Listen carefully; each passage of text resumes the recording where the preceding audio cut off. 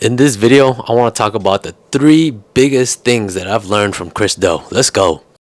For those that don't know who Chris Do is, he is an Emmy Award winner designer, director, CEO, and chief strategist of Blind, and the founder of The Futur, an online education platform with the mission of teaching 1 billion people how to make a living doing what they love. Now, the first time I've ever heard or seen Chris Do was online. It was on YouTube. He did like a live stream where he was like at an expo of some sort, and he had like this white piece of paper. You know those big white papers where you can write on it and then you can flip it page after page. Well, he was doing like a live seminar on teaching people how to grow a big following on Instagram. I think it was there's a YouTube video that shows the stream that was live, and I think it's titled "How to Gain 10K Followers Every Week on Instagram." And I was watching it and I instantly got hooked. He spit so much game on there, and you can see everyone that was there live, you can see their brains are starting to tick like, oh, okay, now I know what I got to do. And after that moment, I fell in love. I knew that what he was teaching, I had to listen. So I want to go straight into the video with the first thing that I learned from him, and that's how to tell a story. I have my notes here. I took some notes down when I watched his YouTube videos. Like, when I watch videos online, I don't just watch it, because for me as a student, when I watch something, I have to be able to take notes. And if I just watch something, I'm more likely to not apply the things that I've learned simply by watching and not taking notes. So for me, I take notes, I go back, I watch the video, I follow along with the notes, and then I actually apply these things. So how to tell a story. And all of this stuff is on the YouTube channel, The Futur, okay? And in here, it's pretty much kind of like writing an essay. That's like the essence of it, right? You have the hook, or which is like your thesis in the very beginning, and then you have your body, you have your supporting facts, and then you have a closing conclusion. That's pretty much what it is.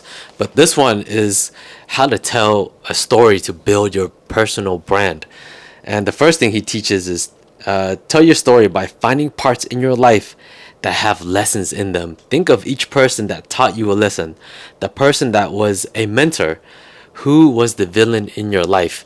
It could have been any situation where, let's say for example, I ended up stealing and I went to juvie. That's a personal story. And the lesson in that story for myself was, man, I was the villain. I was the mentor. I taught myself, hey, there's consequences to every action. And in this particular story, the consequence was me going to juvie, getting locked up. The villain was me.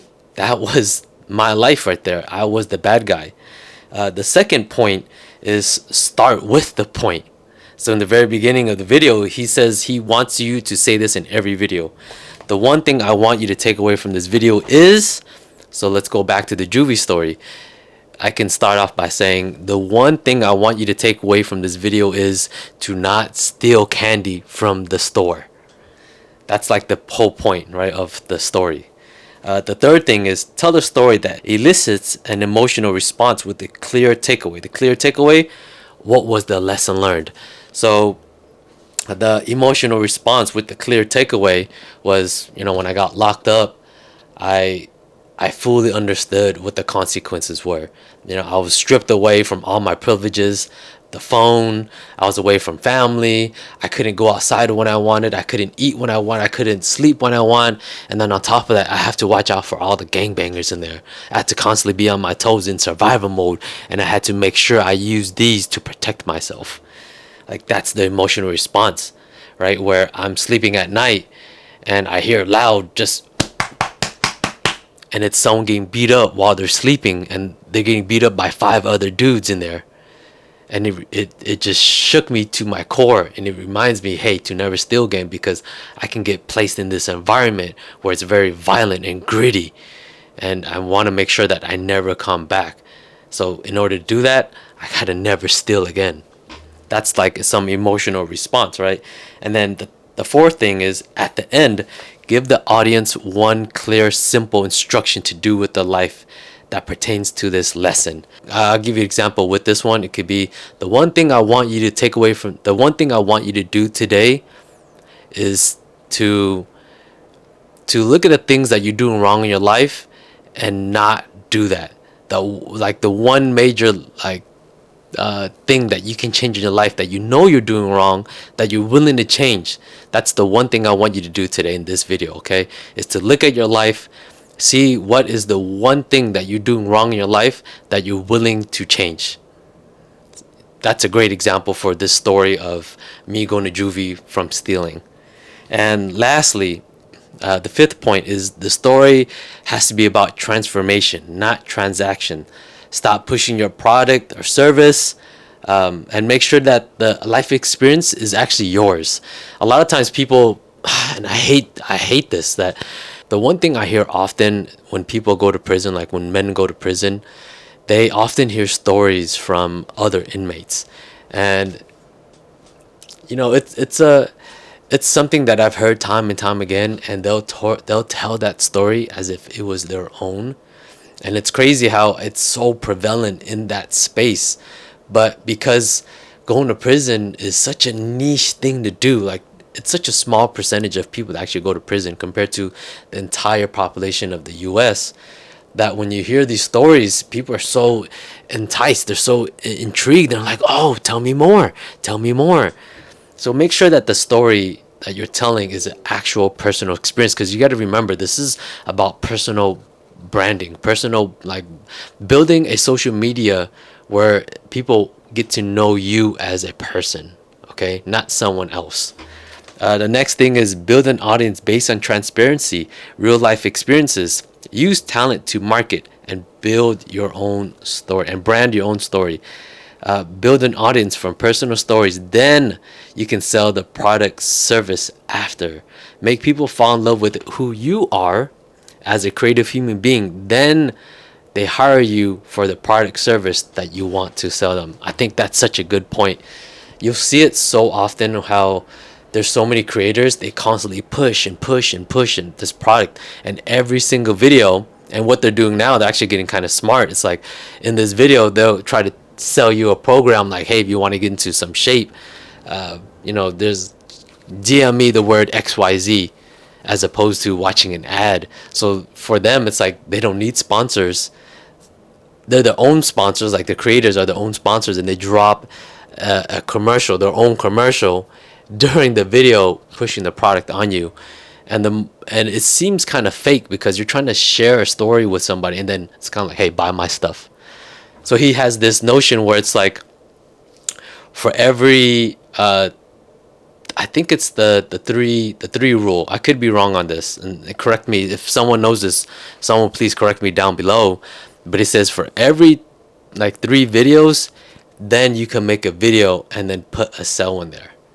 So it's like, I tell a story, I share some knowledge, or I teach you how to do something, and then the 4th video, then I ask for the sell. Then I tell a personal story, and then at the end, it's like, I can sell you something now, because I've been giving and giving and giving without taking. Or it's a 9-to-1 rule. I could be wrong. 9-to-1 maybe.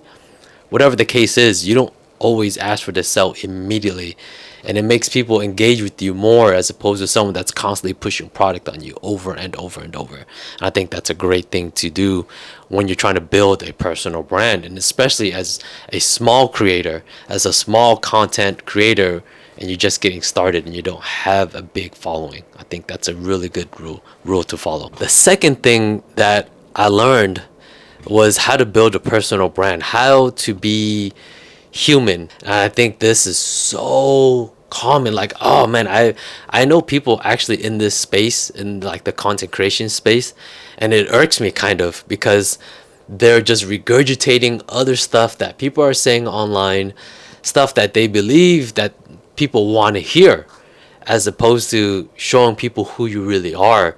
And it comes off as fake. Like, I'm so irritated by that. Like, it's like, who are you? And I think he gave a great example one time, was everyone knows Mr. Beast. Whether you've heard of him, you watched his stuff, or you've seen his products online somewhere, or maybe even at the stores, you've heard of the name Mr. Beast, especially if you're a content creator. Mr. Beast, he creates like these big old videos with big productions, millions of dollars, hooks, cuts, fast, and it's like so engaging. It's like you're like hooked onto the videos. But at the end of the day, Chris Do goes, who is he though? People go online and they're just a bunch of fakes. Hey, I didn't say that. He said that. Like, there are so many fakes online, which I think is true. If you're trying to build a personal brand, it's like, who are you? We know Mr. Beast, and I don't know his real name, but who is Mr. Beast? What does he like to do? What has he experienced in his life? How does he sleep? On his side, on his back? Is he left-handed? Is he right-handed? Who is he as a person? What trials and tribulations has he overcame? Does he have siblings? And it's through your storytelling that you're able to connect with the people on a deeper level. Because remember, it's about personal branding. Like, people know you, not the product or the service. So if you're following somebody, and I think this is a good rule to follow here, he says, audit the person that you're following or people that you follow. Watch all their stuff.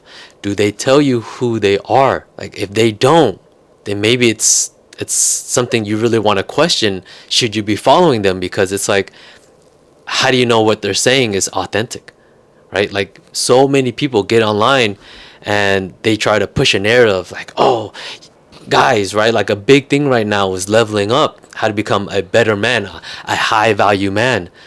But they themselves aren't high value, right? It's like kind of like they're just pushing this narrative to make money, to get clicks and get you to watch their video so they could get paid or through YouTube or buy their course. But it's like, are you that person? What have you went through? Like, someone myself, right? I've been to prison. I used to be from the streets. I was living a dual life. I was going to college while running the streets at the same time, and the people that knew me back then, they knew I was always down to ride. Any problem, they'll call me, hey T, can you pull up? You already know what time it is, man. I've been broke. I've been addicted to drugs. I had my heart broken. Like, these things that make you more personable. If the person you're watching is trying to give you some advice, but they don't tell a personal story, and you don't really know that there's proof, like, you need proof. Without proof, these stories are meaningless. Like, that person, like, if I say I went to prison, here's a clip right here of my court docket right here. This is Tri Nguyen versus the state of California. This is me. You see that? That's my proof. And if you're following somebody that just talks and yaps and yaps and yaps and they don't have any proof, guess what, man? They're a phony and they just want you to buy. The third thing that I learned from Chris Do is how to sell. When I first came home from prison, one of the first jobs I got was a sales job. Now, it wasn't your typical door-to-door. It was working at a kiosk selling electronic cigarettes.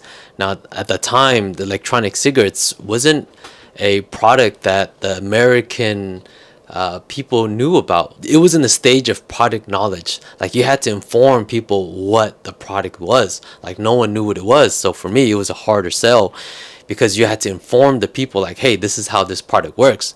But nowadays, it's kind of like a cell phone. If you give a kid a cell phone, you give someone a cell phone, they're like, oh yeah, I know what a cell phone is. They have like a general idea. But at the time when I was doing sales, no one knew what electronic cigarette was. So it was like a very new idea to the market. And I became very successful in that space. But even then, when I look back at it, I knew that I still had a lot to learn. And one of the things Chris teaches often is how to sell. He gives you certain scenarios, like real life scenarios, and he has this role playing thing that he does often in a lot of his videos. And I pick and I take notes, and it's so dope. But there was this one video, he broke down the process of sales. Right, I took the notes here, and sales is an acronym for serve, ask, listen, empathize, and then summarize. Sales. That's so dope. And then he breaks it down in each one, right? To serve is how can we give? How can me, right, as an online fitness coach, how can I help you? Right? How can I show up to genuinely help you act in your best interest? And then when it comes to A for the ask questions like a doctor. So it's like, imagine you came to the doctor and you got a black eye. Doctor's not going to immediately be like, okay, just put some ice on it. That's it. No, the doctor would be like, okay, what happened? How did that happen? Does it hurt? On a scale of 1 to 10, how painful is it? Okay, we might, and then from there, once they figure out the cause root of the black eye, then they can start presenting some solutions, right? And they might even present, hey, we might need to do an X-ray or an MRI. Maybe there's some broken bones, or muscle tear or something. Who knows? There's a fracture somewhere. And then from there, then they could start prescribing some solutions. But asking questions, you have to ask the right ones as well to make sure that you're getting down to the root cause of the problem, right? And then when it comes to asking questions, a good one is to ask what questions. And here's some examples. What's on your mind? What would be a big win for you? What's getting in your way of accomplishing this? What's the real challenge for you? What keeps you up at night about this? What else? Holy moly, like these what questions, they're open-ended questions, so it forces the other person to engage with you. So you have to ask the right questions to find the problem, and then you can go ahead and go to the next step, which is to listen, right? It's listen more, talk less. I think this is common knowledge, at least when it comes to listening. You have to just wait until the person is done talking, even if there's like an uncomfortable silence afterwards. And you can count it off, 1, 2, 3. After 3 seconds, then you say something, because a lot of times people might speak and you think they're done, but they're only halfway done, and then you say something, they're like, oh no, you go ahead. Has that ever happened? So a lot of times when I listen now, when I'm in sales mode, I truly listen. I make sure that there's a pause. And once there's a good, slight, uncomfortable pause, then I say something. But while you're listening, it's good to also give affirmations, right? A simple yes, okay, mm-hmm. These affirmations allow the other person to know that you're actually listening to them without interrupting them. And then also at the same time, when you're listening, please take notes. The mind, we think that the mind is so sharp and that we can remember everything, but it's just so much information. And there's a reason why a notepad and a pen was created, so you can reflect back on the things that were spoken, and you can use that to your advantage. And then lastly is repeat the last few words a client says.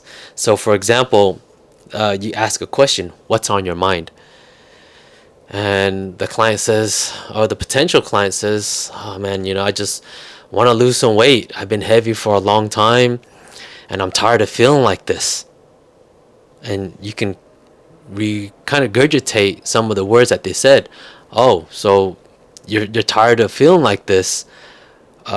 What's stopping you from accomplishing this? You see how you use a couple of the last words they spoke and then leads them to another question to have them talk again.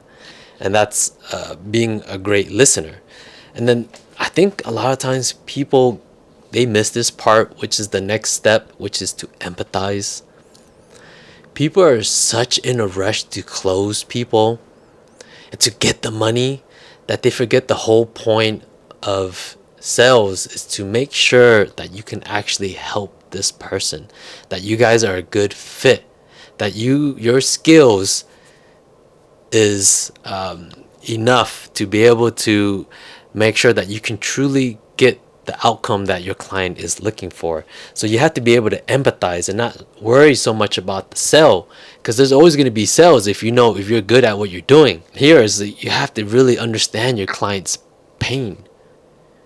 For example, I have a client that was almost 200 pounds, and they're a little bit older. They have a couple kids. They're like, mid 40s. And it's kind of like, yo, I need to lose some weight, T. Can you help me? And when someone says that to me, it makes me think of a time when I was heavy. Now, I was 21. This is me going into prison. I had no idea how out of shape I was. California's prison system, they have some of the best healthcare ever. Because you got to remember that the state is responsible for you. So if anything happens, people can sue the state for negligence, right? So they got to make sure you're in tip-top shape. So when I came in, they do evals, like evaluations of your health, and they give you some sort of like physical. I am only 5'4", and when I went in, I was roughly 190 pounds. Now, someone with my genetics, my bone structure, my density, a healthy weight for me, it should be 135 pounds. So I was 65 pounds overweight. Imagine carrying that in a backpack, 65 pounds, and just walking around. That's how much extra weight I had. So for me, I put myself in that position for those that are trying to lose weight, and I can truly empathize, right? Help them relive it. And here's the kicker here. Sales isn't about a solution. It's more about emotion. And that's a big thing. Concentrate on that feeling. And, when it comes to fitness, a good question to ask somebody is like, when you're at the beach or out in public, when you take off your shirt, do you kind of just hide a little bit and you kind of like, feel a little bit uncomfortable? Or when you take off your shirt, you take it off easily and freely because you feel so proud of the work that you put in and the sacrifice and the knowing that you put in the work of saying no to the junk food and you're comfortable in your own skin. Focus on that feeling. Some examples. Do you get embarrassed taking off your shirt in public? That's the example I gave you here. That's a note I took here. When was the last time you had the balls to look at the scale? When was the last time your girl touched your stomach and you didn't get a ping of anxiety? And here's a good quote to remember when it comes to sales, especially in fitness. If they cry, they buy. Because remember, we're focusing on the feeling, not the solution. Here's some good questions to ask during this phase. How does it feel to not have the physique that you want? It sounds like you're frustrated about the lack of XYZ. It sounds like not having a solution is costing you XYZ.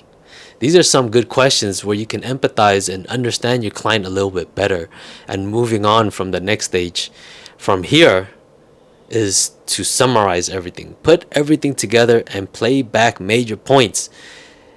And here's a good example. If I understand correctly, here's where I gathered. Point A, point B, point C. And this is the reason why taking notes is so important. One of the most important things in sales is to ask for the sell. A lot of people are so afraid to just literally just shoot the shot, man. But of course, you don't just shoot it very direct. There's a way where you can do a hard sell, or there's other ways where you can do a soft sell. A good one is like, do you feel like we're a good fit for each other? Do you feel like I'm able to help you out achieve your goals? And if they say yes, like, okay, if I submit a proposal to you with this amount of dollars, are you comfortable moving forward? And if they say yes, boom, you got the sell. I think that's the most important thing when it comes to sell, is literally asking for it. Number one rule. Those are my 3 biggest things that I've learned from Chris Do. Hopefully this video helped you out. It can help you build your personal brand. It helped you a little bit better in your sales game. Heck, man, this sales game actually can apply to any area of your life, whether you're trying to pick up a girl or you're trying to have people go to an event that you're trying to go to as opposed to this other one, or even if you're trying to get a new client for your business and make some more cheddar. Let me know if you guys tried it out below. I look forward to talking to you guys and seeing you guys in the next video. Peace.